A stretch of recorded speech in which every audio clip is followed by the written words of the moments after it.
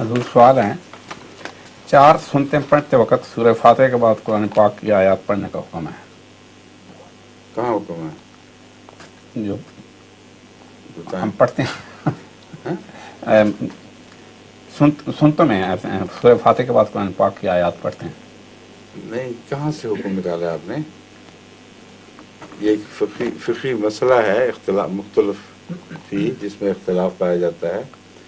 جو فرائض کے ساتھ جی طریق مسلم ہے وہ تو یہ ہے کہ پہلی دو رکعتوں میں جی سورہ فاتحہ کے بعد آیات قرآنی پڑھنی ہے، دوسری دو رکعتوں میں صرف سورہ فاتحہ۔ سورہ فاتحہ یہ اس سے سند حاصل کرنی چاہیے۔ اس لیے سنتوں میں جو رائج کرنے کا طریق ہے بات کا، میں تو اس کا قائل ہی نہیں ہوں، بعض فقہا کا خیال ہے، لیکن مختلف ہی مسئلہ ہے۔ اور میری بنیادی دلیل یہی ہے کہ اگر یہ بات ہوتی تو فرائض سب سے زیادہ حقدار تھے اس بات کے کہ ان کی بقیہ دو رکعتوں میں بھی سورہ فاتحہ کے بعد کوئی اور پڑھا جاتا۔ کلیئر